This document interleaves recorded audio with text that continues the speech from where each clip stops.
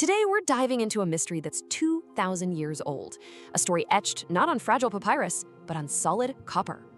It's a list detailing an unimaginable treasure that has absolutely captivated and frustrated experts for decades. What we're looking at is one of archaeology's most tantalizing cold cases. This thing is a total anomaly. There's nothing else like it from the ancient world. It's a literal inventory of lost riches, and it was clearly meant to last forever. And that right there is the central enigma we're going to tackle. Was this a real, desperate attempt to save a nation's wealth? Or was it more like a work of folklore, designed to give people hope when all hope seemed lost? Let's dig in. Okay, so to really understand just how bizarre the copper scroll is, we first have to go to the caves of Qumran. This is the place where one of the greatest archaeological discoveries of the 20th century happened. Now, these scrolls were a game changer. They gave us this incredible window into Judea 2,000 years ago, with the oldest known manuscripts of the Hebrew Bible. But then, in 1952, inside a place called Cave 3, archaeologists found something that just broke all the rules. I mean, look at this. The copper scroll was an outlier in every single way. It was hammered from copper, not written on papyrus. Its content was a list, a straight-up inventory, not sacred texts. And the language? It was different too. A later form of Hebrew, closer to what people actually spoke. That suggests a practical purpose, not a literary one. It simply didn't belong with the others. So you have this massive archaeological problem.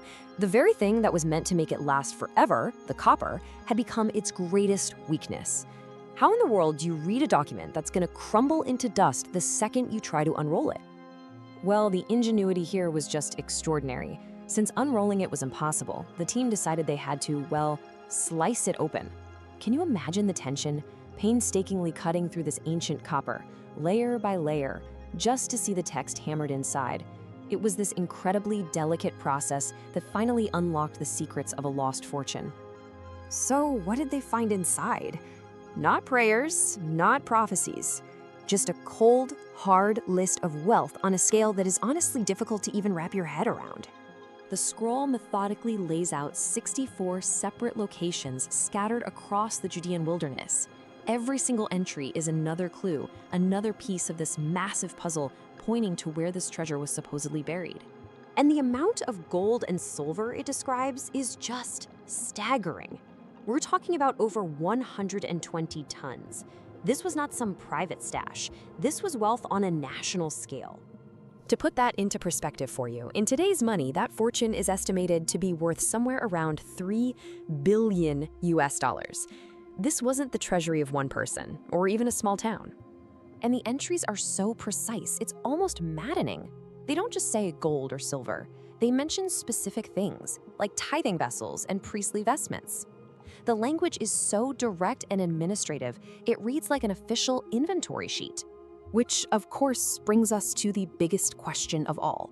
Where could a treasure this massive and this sacred have come from? And why on earth would you bury it in dozens of different spots out in the middle of the desert? For most scholars, there's really only one possible answer. The scale, the references to tithes, the priestly garments, it all points to the immense wealth of the Second Temple in Jerusalem, hidden away during a time of absolute crisis. Now, there are two main theories here, and they're both tied to these catastrophic wars with Rome. The first theory is that it was created right before the temple was destroyed in 70 CE.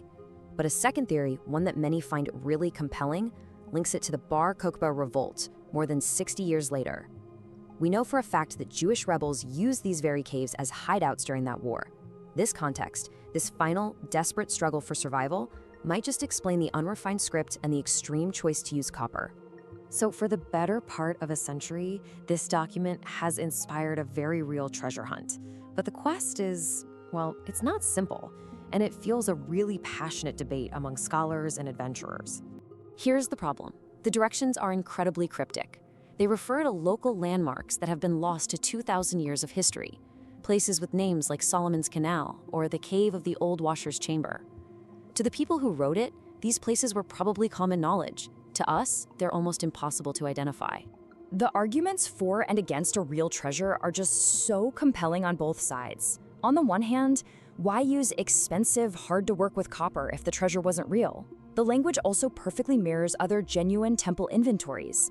But on the other hand, the Romans were ruthlessly efficient at finding treasure, and after decades of searching, not one single major item from the list has ever been found. This leads some to believe it was all folklore, a powerful symbol of hope, not a literal map.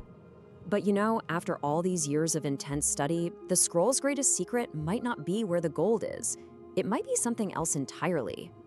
This is the very last entry on the entire scroll, and it's the most tantalizing clue of all. It points to a second, duplicate scroll, a document that contains an explanation, a key, maybe, to decode the whole thing. So, we're left with this incredible cliffhanger, written almost 2 millennia ago. The creators of the scroll actually anticipated that someone might find it, so they created a key, a second document that would unlock the secrets of the first, and they hid it somewhere else. And that's the enduring power of the Copper Scroll, isn't it? It's a mystery that just points to another, even deeper mystery. It's a document of hope, an inventory of a world that's lost, and a treasure map whose true key might still be out there, buried somewhere in the desert, just waiting to be found. Thank you for joining this explainer.